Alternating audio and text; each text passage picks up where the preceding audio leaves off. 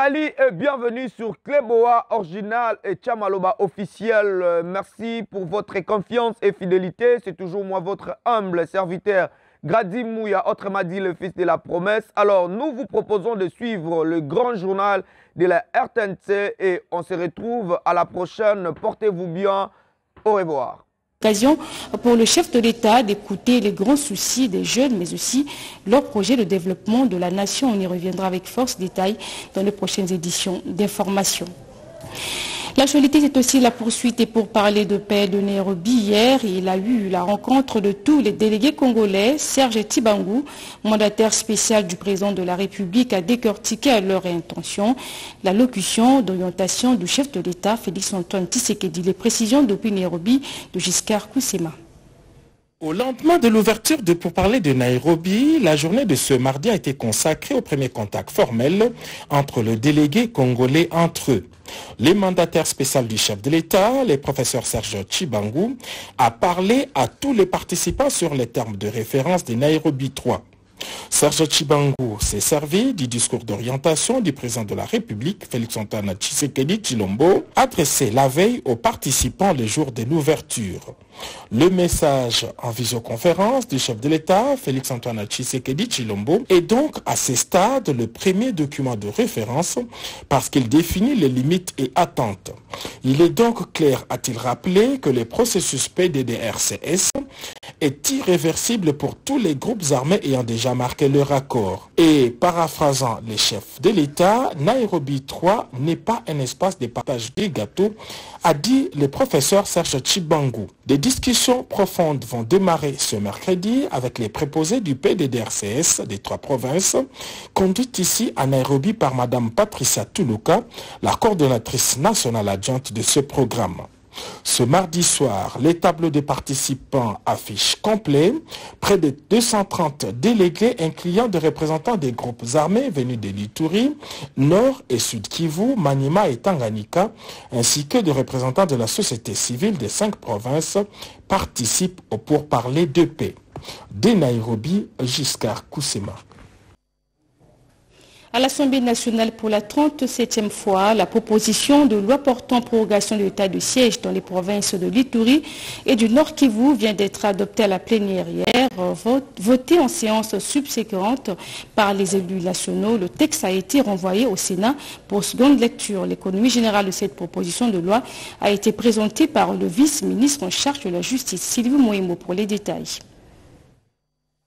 La proposition de loi portant prorogation de l'état des sièges dans les provinces de l'Ituri et du Nord Kivu vient d'être validée et ce pour une durée de 15 jours. La plénière de ce mardi 29 novembre 2022 que conduisait le président de l'Assemblée nationale Christophe Mbosoko Diapwanga en a décidé ainsi. Pour cette 37e prorogation de l'état des sièges votée en séance subséquente et sans débat, sur 284 députés, 279 ont voté oui, 5 ont voté non, aucune abstention. Le texte a été renvoyé au Sénat pour seconde lecture avant sa promulgation par le président de la République, Félix-Antoine Tshisekedi Tshilombo. Lors de l'économie générale de cette proposition de loi, le vice-ministre de la Justice, Amato Bayoubaziré, a justifié cette énième prorogation de l'état des sièges qui va permettre à nos forces armées de la République démocratique du Congo de poursuivre les opérations militaires en vue de restaurer définitivement la paix dans cette partie du pays. Car la RDC subit une guerre injuste de la part du Rwanda sous couvert du groupe terroriste M23. S'agissant de la proposition de loi fixant les principes fondamentaux relatifs à la protection et à la réparation des victimes de violences sexuelles liées au conflit, la plénière a approuvé les conclusions du rapport de la commission politique, administrative et juridique sous examen. 48 heures a été accordé aux élus nationaux pour le dépôt de leurs amendements et 3 jours à la commission PAJ pour les intégrer. Le député national Amissi Lupia est intervenu par motion d'information en rapport avec l'activité irrégulière d'exploitation industrielle que subissent la société minière dans la localité de Matobo, province du Maniema. Cette société détient un permis de recherche. Le permis de recherche, conformément à notre loi, ne donne pas l'autorisation à une activité d'exploitation industrielle. Ça donne seulement l'autorisation pour exercer la fouille de recherche et avant de passer à la phase d'exploitation, le gouvernement de la République doit accorder les permis d'exploitation à la société, ce qui traîne au niveau du gouvernement central. Rendons-nous à la primature où le Premier ministre Jean-Michel Sama Lukonde était hier en réunion, une réunion qui s'inscrit dans la série des rencontres qui se tiennent régulièrement sur instruction du commandant suprême des forces armées et de la police pour suivre de près la situation sécuritaire de la nation. Le point avec Pati Tondouangou. Les différents rapports présentés par les services de sécurité font état d'une accalmie relative observée sur les lignes de front. Constat de la réunion de sécurité qu'a présidé le Premier ministre et chef du gouvernement Jean-Michel Sama Lukonde Kyenge dans la soirée du mardi 29 novembre 2022. Rencontre qui a consisté à faire le point sur la situation opérationnelle dans le Nord Kivu et dans les Grands Bandundu, particulièrement à Kwamouth, à entendre Patrick Mouyaya, ministre des Médias, porte-parole du gouvernement. Aujourd'hui, comme des coutumes, nous avons d'abord fait le point de la situation opérationnelle dans la province du Nord Kivu. D'après les différents rapports qui nous ont été présentés par les services de sécurité, une accalmie relative est observée sur les lignes de front, mais on signale quand même une réorganisation au niveau de l'ennemi ainsi qu'un certain approvisionnement en matériel. Nous restons vigilants, vous savez que c'est cela les maîtres mots. Il a été question de la situation à Kwamouth, notamment les efforts qui sont en cours au niveau du président de la République pour voir dans quelle mesure recourir notamment aux autorités traditionnelles dans les efforts qui sont faits pour que la paix puisse revenir. Outre l'aspect sécuritaire, cette rencontre hebdomadaire autour du chef du gouvernement a évalué les urgences humanitaires pour les plus ou moins 400 000 compatriotes en détresse. Nous avons discuté aussi de l'urgence de la situation humanitaire parce que nous suivons cette situation de près. Aujourd'hui, nous avons compris clairement que la stratégie de l'ennemi, c'est aussi d'asphyxier la ville de Goma où se retrouve la concentration d'à peu près 2 millions de compatriotes. Donc l'idée, c'est de faire une réflexion notamment au niveau du ministère des Affaires humanitaires, au-delà de l'appui qui sera donné aux populations qui sont directement affectées, de voir comment on va s'assurer que Goma reste de manière permanente approvisionnée. Toutefois, en Rachaï Patrick Mouyaya, ceux qui seront reconnus coupables des atrocités, surtout les hommes en uniforme, vont subir la rigueur de la loi. Les audiences foraines seront organisées à Massambio, Kwamouth et Bandundu. Comme annoncé au sommaire, c'est avec des mots clairs et d'un ton ferme que la première dame de la République a condamné l'agression de la RDC par le groupe rebelle du M23 soutenu par le Rwanda, une agression qui fait grimper les cas de violences sexuelles dans la partie Est, a précisé Denis Nyakero Tshisekedi du haut de la tribune du sommet sur la prévention des violences sexuelles liées au conflit qui vient de se clôturer au Royaume-Uni. Les précisions de notre envoyé spécial, Naïcha Kiala. Affronter l'injustice par l'action pour apaiser la souffrance. La démarche est celle entreprise par la première dame de la République démocratique du Congo à Londres. La session plénière de la conférence de l'initiative internationale pour la prévention des violences sexuelles dans les conflits a offert une tribune parfaite à Denis Nyakero Tshisekedi pour lancer au monde le cri de détresse des populations de son pays en proie à une agression injuste et barbare imposée par le Rwanda voisin. Devant un parterre d'invités, partenaires, agences du système des Nations Unies, représentants des gouvernements, la première dame de la République a étalé l'insoutenable situation des populations de l'Est de la RDC et qui engendre de nombreux cas de viol. Une bien triste réalité qui anéantit les efforts déjà consentis par le pays pour rendre justice et accorder réparation aux victimes des précédents conflits. Une intervention à caractère urgent et interpellateur. Le docteur Martin Luther King a un jour dit, je cite, « Une injustice, où qu'elle soit, est une menace pour la justice partout. Nous sommes tous inéluctablement pris dans un réseau de relations mutuelles, liées par un dessein commun. Tout ce qui affecte directement quelqu'un nous affecte tous indirectement. » Fin de la citation. À présent, une guerre injuste est menée contre mon pays, la République démocratique du Congo, par des groupes terroristes soutenus par le Rwanda.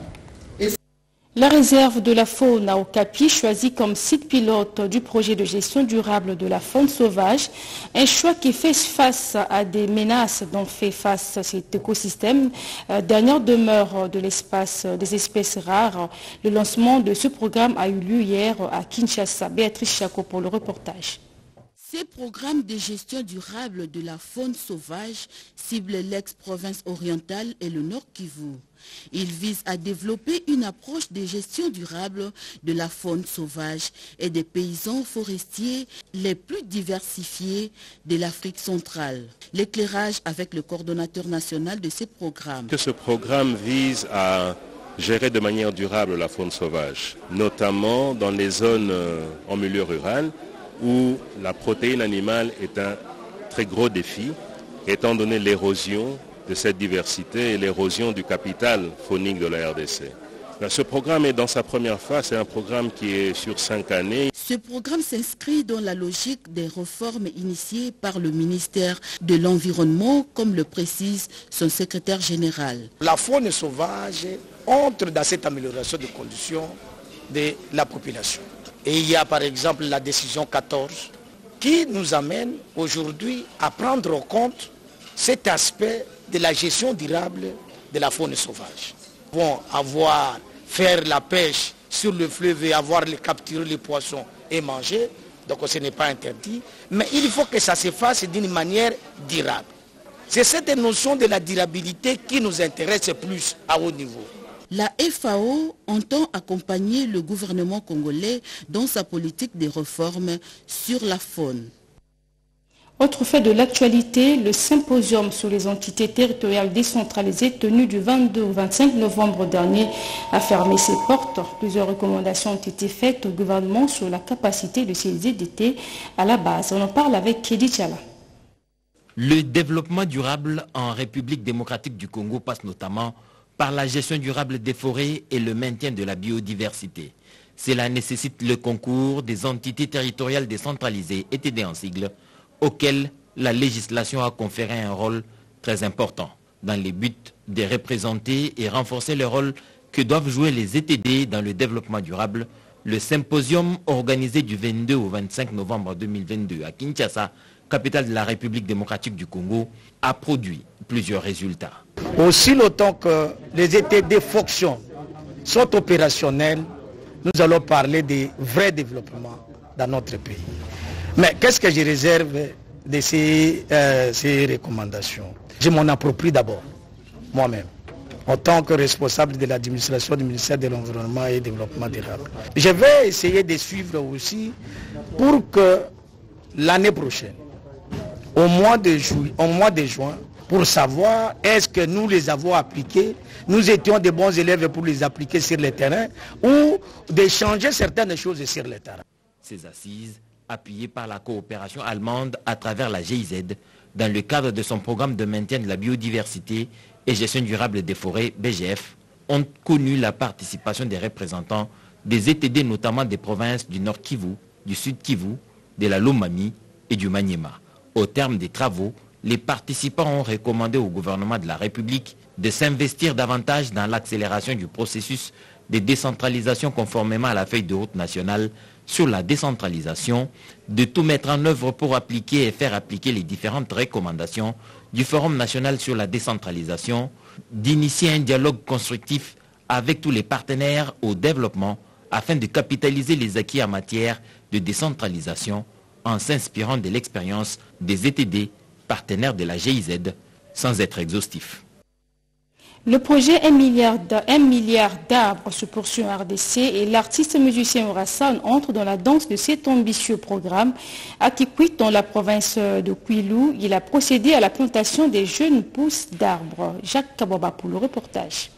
Suite à l'initiative ambitieuse dans le domaine environnemental du président de la République, Félix-Antoine Tshisekedi Tshilombo, sur son programme de plantation d'1 milliard d'arbres, programme qui vise à lutter contre les émissions de gaz à effet de serre, le changement climatique et de réduire sensiblement les conséquences des catastrophes naturelles en République démocratique du Congo et dans le monde, l'artiste et musicien, ambassadeur de la paix universelle, ambassadeur de la Croix-Rouge internationale et ambassadeur de bonne volonté pour les enfants soldats, Noël Nkiba Makanda dit Weranson, avec à ses côtés, le coordonnateur de sa fondation a procédé à la plantation des milliers de plantes anti-érosives et autres à Kikwit dans les Kwilu. Il a saisi cette opportunité pour sensibiliser la population sur l'importance de l'arbre. L'ambassadeur de la paix universelle a accompli cette mission avec l'accompagnement du directeur général du Fonds forestier et a promis de poser les mêmes gestes dans d'autres provinces de la République démocratique du Congo. Occasion pour lui de lancer un message à l'Organisation des Nations Unies afin de mettre à la disposition de la RDC Pays Solutions les fonds tels qu'adoptés à la COP27, question de permettre à la RDC de conserver ces vastes étendues forestières, l'un des poumons de la planète. Dans un autre décor, la pop star de la musique congolaise, Noël Ngeba Makanda Weranson, a échangé avec les chefs coutumiers de l'espace Grand Bandundu. L'entretien a tourné autour du processus de paix et l'unité nationale pour mettre fin au conflit entre les ethnies. Ces derniers, les chefs coutumiers bien sûr, ont formulé une demande à l'ambassadeur de la paix universelle. Demande qui se résume à une assistance aux déplacés de Kwamout à Bandundu-Ville. Ils se sont rendus dans la province de Lubumbashi pour un atelier axé sur la bonne gouvernance et le professionnalisme du leadership féminin. Ces participants venus de plusieurs provinces ont élargi la réflexion autour des divers engagements du chef de l'État. Ouverts ce mardi, ces travaux ont été organisés par le Conseil présidentiel des veilles stratégiques. Emmanuel, commissaire.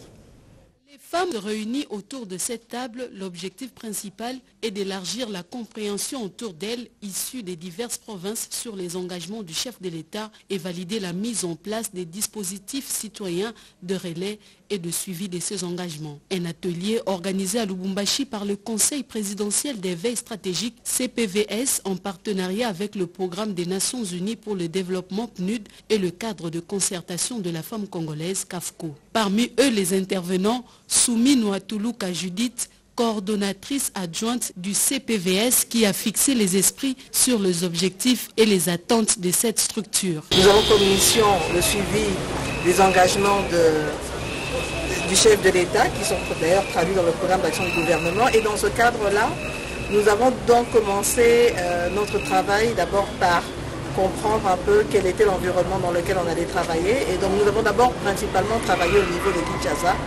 avec principalement le gouvernement central en sollicitant ce qu'on a obtenu, la désignation de points focaux, parce que notre travail, on le fait essentiellement sur base de données et d'informations que l'on collecte par rapport à ceux qui exécutent. S'en est suivi l'exposé de Julie Tulombo, DGA du Fonds de promotion de l'éducation, thème abordé l'amélioration de la qualité de l'enseignement parmi les priorités. Et enfin, l'intervenant François-Élie Kadupnud a lui centré son exposé sur le concept genre qui est un processus d'analyse d'inégalité dans tous les secteurs, un plaidoyer pour la redistribution du leadership dans la société. Plusieurs participants ont pris part à cet atelier, notamment venus du Lualaba, du Haut-Katanga et de Tanganyika. Ouverture séminaire de renforcement de capacité des personnels comptables, chefs d'entreprise et opérateurs économiques à Kinshasa, organisé au Conseil permanent de la comptabilité au Congo. Ces travaux ont été ouverts par le secrétaire général du CPCC, Nana Nawesh. Amortissement, provision et dépréciation en Cisco OADA révisé, les opérations complexes auxquelles se sont penchés, cadres comptables, financiers, opérateurs économiques et dirigeants d'entreprises au cours d'un séminaire d'arrêté de compte initié par le Conseil permanent de comptabilité au Congo, CPCC. Le secrétaire général aux finances, William Bouyama, a relevé la pertinence de ces assises qui répondent à une obligation qui est celle de permettre à l'expert comptable de disposer des éléments clés pour éviter les défaillances relevées dans les états financiers durant l'exercice comptable. La caution des provisions ne remplit pas les conditions. Alors il faut, dans ces cas-là, nous parlons en termes techniques des passifs éventuels, c'est-à-dire vous disclosez l'information, vous donnez l'information dans les annexes pour permettre au lecteur de comprendre les enjeux par rapport à l'avenir de l'entreprise. Ça demande de la prudence, c'est pourquoi la comptabilité est tenue selon les principes comptables de la prudence comptable. Lorsque vous présentez ces états-là, vous devez être assez prudent, sinon vous tomberez dans les cas que nous déplorons des répartitions de dividendes fictifs. À l'unisson, les experts comptables invitent les professionnels de ces secteurs à se lancer dans ces programmes pour une gestion efficiente, incluant la prudence comptable. Le commandement de la 32e région militaire des forces armées de la République en Ituri appelle les éléments des forces armées de la police nationale congolaise à bannir les antivaleurs sur toutes ses formes en cette période de fin d'année. Ceci pour la sécurisation de la population ici bien. Appel lancé dernièrement au cours d'une parade mixte FARDC-PNC organisée au quartier général de la région militaire. Junior Selemani. Parade mixte FARDC, police tenue à chaque fin du mois. Le commandant de la 32e région militaire n'a pas dérogé à la règle pour ce mois de novembre. C'est lundi à Bunia. Le général-major Peter Chirimwami a, au nom du gouverneur militaire de l'Ituri, le lieutenant-général Boyanka Johnny, félicité et encouragé le service de défense et de sécurité pour la lutte sans merci qu'il mène contre l'insécurité et la criminalité en ville de Bunia, où règne une accalmie à l'instar de plusieurs agglomérations de la province. Occasion pour le numéro 1 de la 32e région militaire de rassurer également la population quant aux moyens et mécanismes mis en place pour mettre définitivement un terme à certains antivaleurs rencontrés auprès de quelques agents de l'ordre. Nous devons rassurer la population. Nous devons être prêts pour y aller. Toyokani? Il faut dire que la parade mixte tenue chaque fin du mois vaut son pesant d'or car elle permet d'évaluer les activités de toutes les unités de FARDC et de la police en Ituri.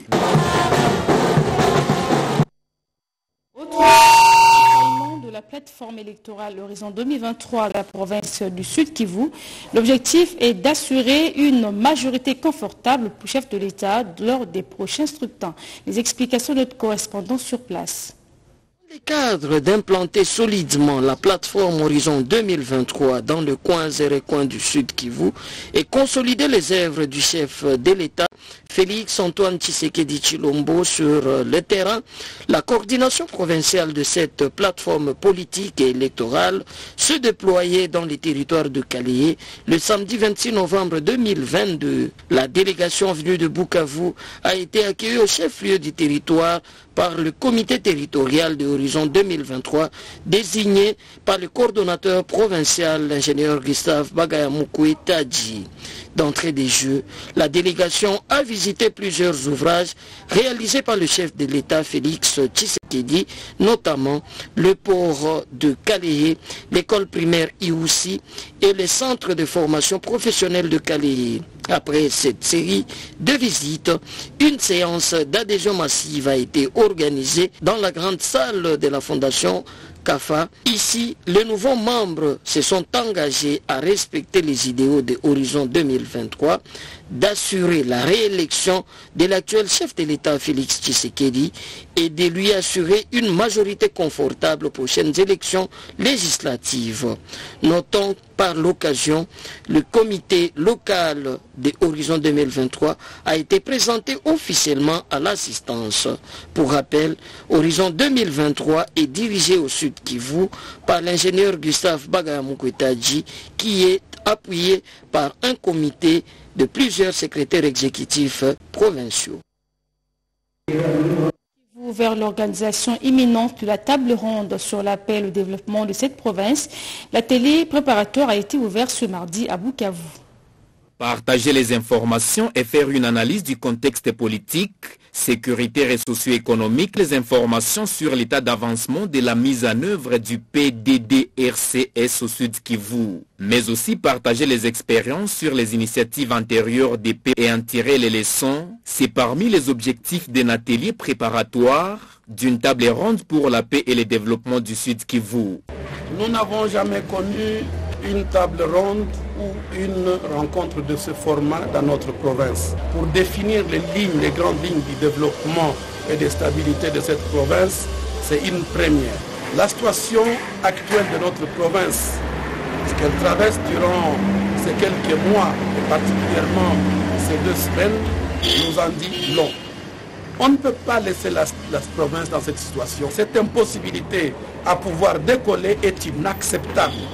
Et nous, en tant que société civile, nous devons prendre les choses à main. L'activité est organisée avec l'accompagnement de la maison civile du chef de l'État, la Ligue des leaders pour la paix et le développement, avec l'appui technique du PDDRCS.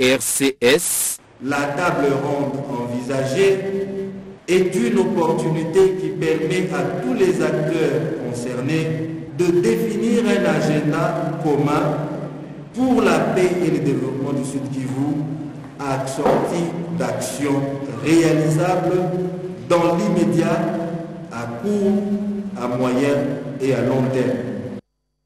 La vulgarisation du protocole de Maputo sur son volet ayant trait aux violences faites aux femmes et aux jeunes filles se poursuit à travers la ville de Kinshasa. Après la zone de santé de Kingabwa et de Lingwala, les membres de l'association pour le bien-être familial Naissance désirable ont étendu la vulgarisation à l'Institut Bobokoli de Binza-Delvaux et à l'Institut technique professionnel Passe 1 de la commune de Kingasani.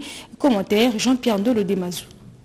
Des violences sexuelles, physiques et autres formes, les violences basées sur le genre causent des dommages sur les victimes. Les ambassadeurs du mouvement d'action des jeunes, branche de l'association pour le bien-être familial Naissance désirable, ont échangé sur la matière avec les enseignants et parents d'élèves de l'Institut Bobokoli à Binza-Delvaux et de l'Institut technique professionnel Passio 1 de Kingasani, et ce, dans le souci de préserver les jeunes filles et ceux de deux écoles contre ce fléau. Nous accueillons plus de filles que de garçons et nous avons vraiment de problèmes d'encadrement de ces filles dans la société, ici à l'école comme dans leur famille.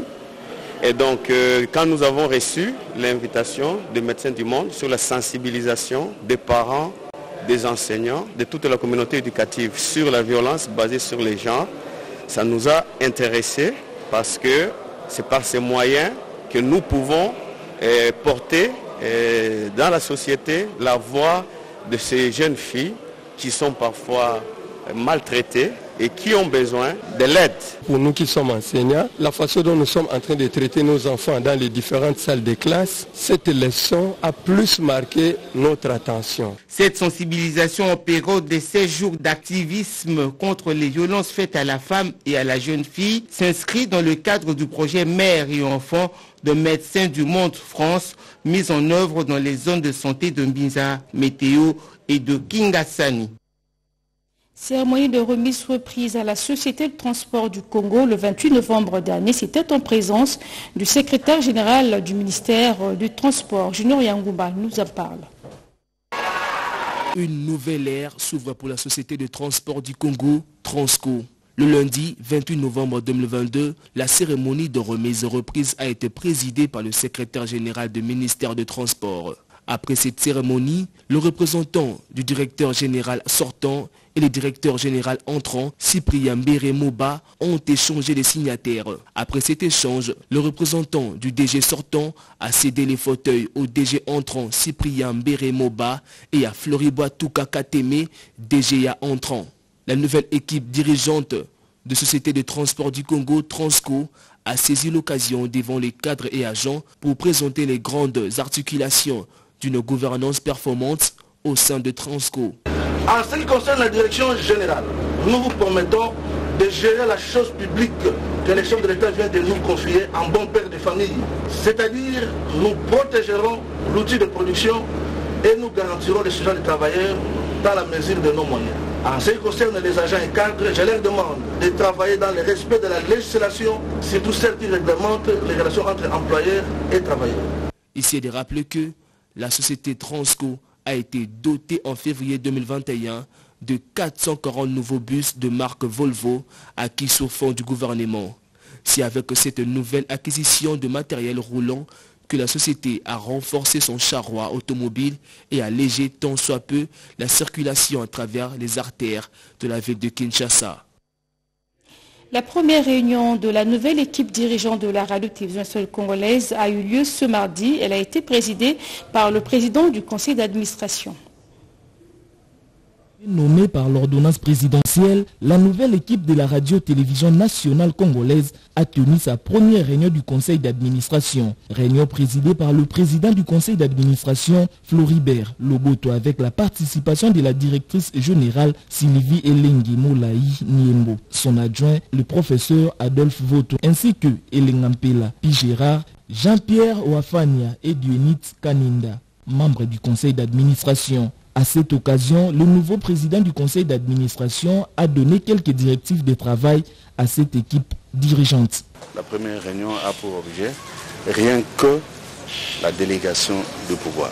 Aujourd'hui, le conseil d'administration de la RTNC, nommé par son Excellence Monsieur le Président de la République, Félix Antoine Tshisekedi, le conseil d'administration a délégué le pouvoir à la direction générale. Par ailleurs, le PCA Floribert Loboto a livré ses impressions devant la presse. On ne s'attendait pas à cette collaboration-là, mais franchement, nous avons été surpris de façon agréable. Tout le monde, administrateur, direction générale, c'était une ambiance fantastique. Nous avons très bien travaillé. Le président du conseil d'administration a promis d'améliorer les conditions de vie sociale et à répondre à toutes les doléances des agents et cadres de la RTNC. Ce nouvel album de l'artiste Olangi Aksa est un mélange de la musique typique des Anamongo avec la rumba et le gospel, une façon d'étendre cette musique dans d'autres parties du territoire national. La musique typique des Anamongo est attribuée à la tribu liée aux grands clans congolais qui sont originaires de 12 différentes provinces de la RDC, notamment l'ex-province de l'Équateur et Maïndombe. Aujourd'hui, cette musique est utilisée par des innombrables artistes au sein du territoire national, tels que Aksa Olangi, qui a sorti un album gospel de 10 morceaux intitulé Ribaf, qui veut dire la renaissance. Dans un style musical très mixé qui mélange le rythme de gospel à la musique typique des Anamongo et une dose de rumba, la chanteuse a fait savoir que ce titre exprime sa gratitude à Dieu qui fait toutes choses nouvelles. L'usage de la langue anglaise, du français et de la langue tétila accentue ces métissages culturels. C'est un mélange de beaucoup de styles. Vous allez, même si vous entendez bien, pour ceux qui ont l'oreille musicale, il y a une guitare qui joue à la fin là. C'est comme on joue chez nous, chez la tétila. Donc ça fait qu'il y a plusieurs styles qui sont mélangés. On voit tout le côté anglophone. Je ne dirais pas le côté nigérien, c'est pas vraiment le côté nigérien. C'est le côté adoration, gospel, anglophone en général. Et puis il y a un peu de chez nous, du Congolais, plus précisément le tété là qui joue. Il y a une guitare qui joue là qui ressort. À chaque moment que les chansons reviennent, au moins vous allez retrouver qu'il y a une guitare qui revient et c'est notre style congolais. C'est un mix de style.